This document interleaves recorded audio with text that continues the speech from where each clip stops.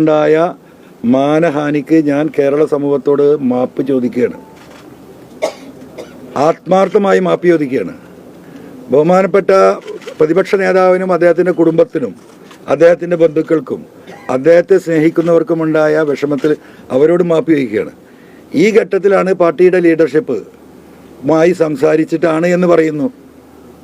Political secretary P ശശിയാണ് ഇങ്ങനൊരു വിഷയമുണ്ട്, അത് നമുക്ക് സഭയിൽ ഉന്നയിക്കണം എന്ന് പറഞ്ഞു.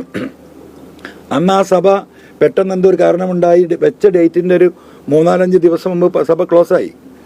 അങ്ങനെ അത് കഴിഞ്ഞിട്ടുള്ള സഭ വരുമ്പോഴാണ് ഈ വിഷയം ഡ്രാഫ്റ്റ് ചെയ്ത് എൻ്റെ അടുത്ത് തരികയും ഇത് ഇങ്ങനെ ഒരു സംഭവം ഉണ്ടായിട്ടുണ്ട്, ഇത്രയും ഒരു 150 കോടി രൂപ കഴിഞ്ഞ തെരഞ്ഞെടുപ്പിൽ ഇലക്ഷൻ ഫണ്ട് എന്ന നിലക്ക് കേരളത്തിലേക്ക് വന്നിട്ടുണ്ട്, ഇന്ന രീതിയിലാണ് ഇത് വന്നിട്ടുള്ളത്, കൃത്യമായി എന്താ പറയുക ടൈപ്പ് ചെയ്ത് തന്നിട്ടാണ്.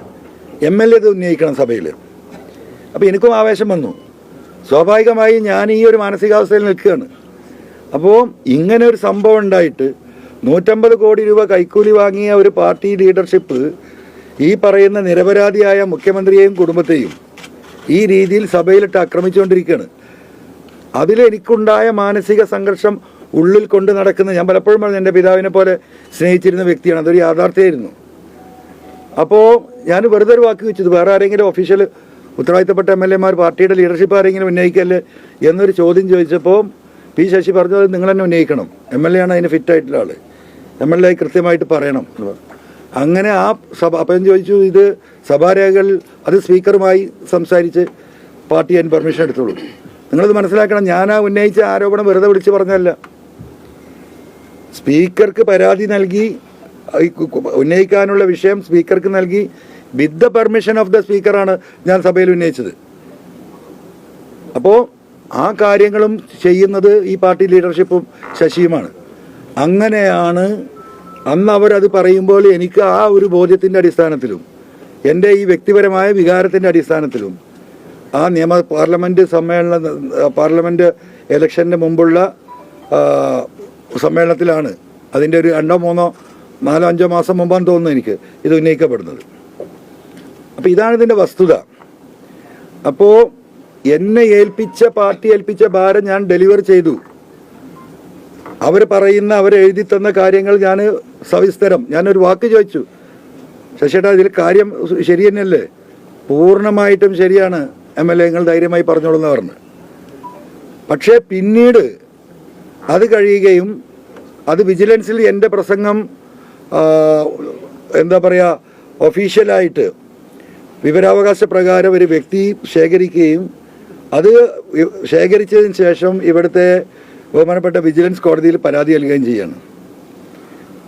കോടതി അന്വേഷിക്കാൻ പറയുകയും പ്രൈമ ഫേസി അന്വേഷണം നടത്താൻ പറയുകയും ആ അന്വേഷണം നടത്തി ഇതിൽ വസ്തുത ഇല്ല എന്ന് പറഞ്ഞ് മടക്കി കൊടുത്ത് ഞാൻ മുമ്പ് പറഞ്ഞിട്ടുള്ളൊരു കാര്യമാണിത്. പക്ഷെ അന്ന് എനിക്ക് വലിയ വികാരം ഉണ്ടായിരുന്നു, ഞാൻ പല ഘട്ടത്തിൽ അത് പറഞ്ഞതാണ്. യഥാർത്ഥത്തിൽ പിന്നീട് ഇപ്പോഴത്തെ ഒരു ഘട്ടം നമ്മൾ ആലോചിച്ച് നോക്കുമ്പോൾ ശശി അന്ന് മുതലേ തുടങ്ങിയിരിക്കണം എന്നെ ഒരു സ്ഥലത്ത് കൊണ്ടുപോയി ലോക്ക് ചെയ്യണം എന്ന അദ്ദേഹത്തിൻ്റെ ആ പ്ലാനിങ്, അതിന് ആ ഘട്ടത്തിൽ ആരൊക്കെ അതിൻ്റെ പിന്നിലുണ്ടാകുമെന്ന് എനിക്കറിയില്ല. അങ്ങനെ ഇവിടുത്തെ കോൺഗ്രസ് ലീഡർഷിപ്പിൻ്റെ മുമ്പിൽ, പ്രത്യേകിച്ച് പ്രതിപക്ഷ നേതാവിൻ്റെ മുമ്പിൽ എന്നെ ഏറ്റവും വലിയൊരു ശത്രുവാക്കാനുള്ള ഒരു ഗൂഢമായ ആലോചന അതിൻ്റെ പിന്നിൽ അന്നുണ്ടായിരുന്നോ എന്ന് എനിക്കറിയില്ല. എന്തായാലും സംഭവിച്ചത് അങ്ങനെയാണ്. അപ്പം എന്നെ സംബന്ധിച്ചിട്ട് എനിക്ക് കേരളത്തിലെ 3.5 കോടി ജനങ്ങളോട് ഈ വിഷയത്തിൽ പറയാനുള്ള ഒരു കാര്യം എന്ന് പറയുന്നത്, ഈ വിഷയത്തിൽ അദ്ദേഹത്തിനുണ്ടായ മാനഹാനിക്ക് ഞാൻ കേരള സമൂഹത്തോട് മാപ്പ് ചോദിക്കുകയാണ്.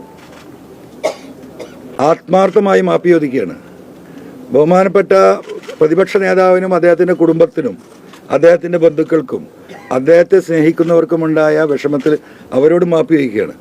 ബഹുമാനപ്പെട്ട പ്രതിപക്ഷ നേതാവ് ഇതിൻ്റെ വസ്തുതകൾ മനസ്സിലാക്കി ഇത് ഉൾക്കൊള്ളണമെന്നും എൻ്റെ മാപ്പപേക്ഷ സ്വീകരിക്കണമെന്ന് അദ്ദേഹത്തോട് സ്നേഹപൂർവ്വം അഭ്യർത്ഥിക്കുകയാണ്.